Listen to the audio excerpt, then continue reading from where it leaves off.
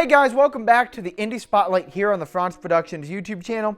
If you're new to the series, this is where I take a look at independent movies to help shine a spotlight on all the amazing talent out there making indie films. Earlier this year, we took a look at Diana Ringo's debut feature film, the dystopian drama Quarantine. Now we're going to take a look at her latest movie, 1984.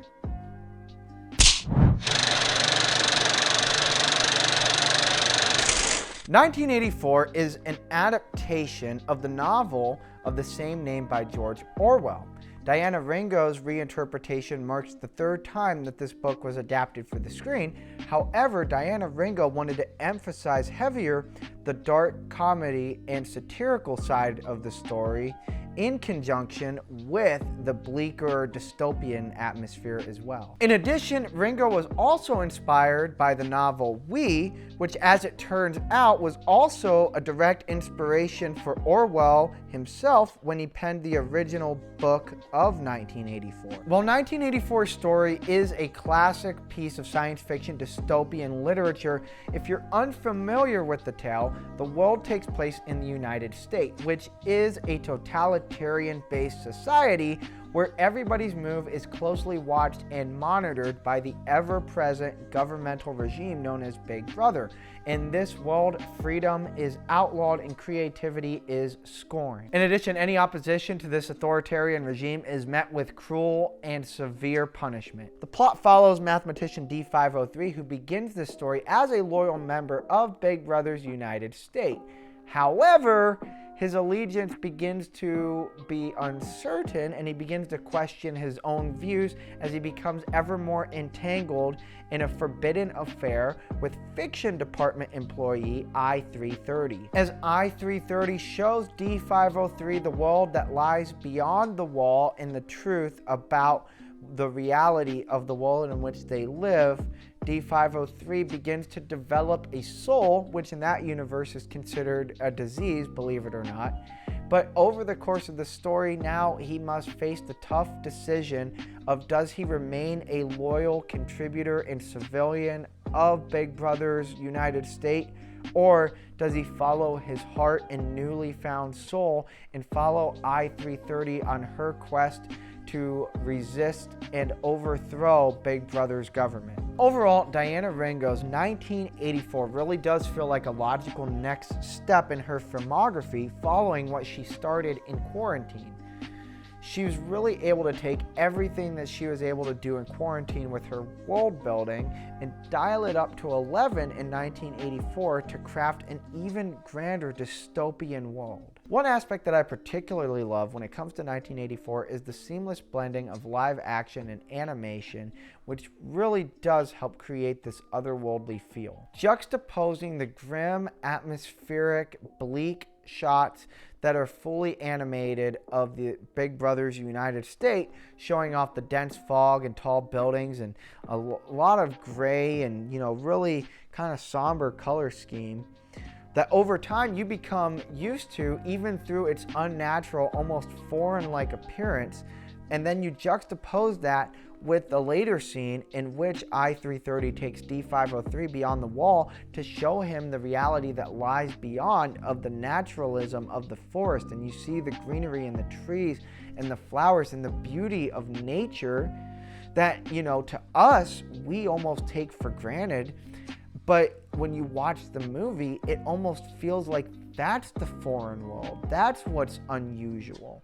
Why? Because we've become so accustomed now to seeing this strange, bleak, foreign, futuristic society, very industrial landscape through the animations.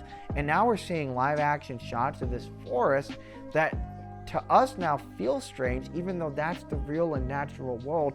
And it really does create this, really beautiful, artistic, visual representation of the themes being conveyed throughout the movie between, an authoritarian society versus the freedom of nature. In addition, the mysticism that's sprinkled in throughout the dream sequences both gives an allure, yet also a bit of uncanniness to the audience to reflect what D503 is feeling, narratively, as his character decides and struggles with who he's going to align himself with as the plot progresses. Those familiar with Diana Ringo know about her musical capabilities, and in 1984, her original score does an excellent job of conveying the dark yet cynical tone of the story. However, there are also scenes in which Ringo herself, playing the character I-330, gives us glimpses of some familiar to us yet foreign within the context of the world established throughout the movie,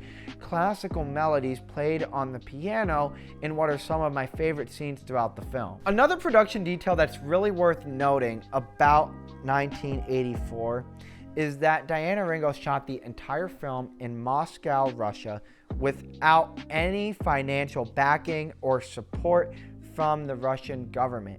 She had to fund this movie all her own, serving as both her own producer and director. And I can speak from experience when I say that playing both roles as producer and director is a very, very tough balance, because the producer side of you really wants to feel like you're trying to stay within budget, working around limitations, and really being realistic on the production, yet at the same time there's that creative itch to tell this really grand and ambitious story that sometimes, because of the fact that you might not have the funding that you would through other sources, and you're self-funding this film independently, now you have to think of creative approaches in order to maintain that vision. And that's a very, very tough balance that I myself am finding myself struggling with as I get ready to head into production for my debut feature film.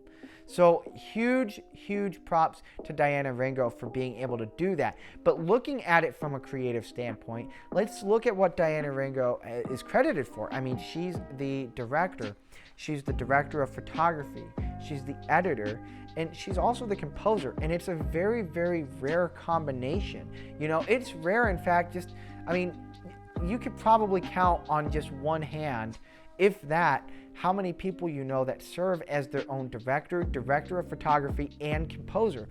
And just looking at that, from a cinematic standpoint, she had full creative control over the visual storytelling and being able to, complement that visual storytelling with a musical soundtrack, which I boasted about earlier, being such a great soundtrack and a great musical score that really does do an excellent job of furthering the world building that's already been so eloquently conveyed throughout, just the visual and the narrative of the film itself. So one fair warning, because I know a lot of my audience, like myself, is based out of the United States. If you do want to watch 1984, I do recommend making sure that you put on English subtitles. However, with that being said, I highly, highly recommend, especially if you're an independent filmmaker, just to get an idea of some of the indie movies that are being made all across the world, I highly, highly recommend that you watch 1984 for yourself. You can rent it now on Amazon Prime, and like always in all the indie spotlights, I'm going to link that down in the description. But anyway, that's all I have time for today. Remember, if you like this content and you want to see even more videos on indie filmmaking, make sure that you drop a like, subscribe, and turn that bell on for notifications. And if you yourself are an independent filmmaker and you would like me to talk about your movie on the Indie Spotlight, go ahead down in the comments. All you need to do is let me know the name of your movie and where I'll be able to watch it at, and I'll add it to my watch list to discuss in a future video. Anyway, guys, I hope you liked this video, and until next time, that's a wrap.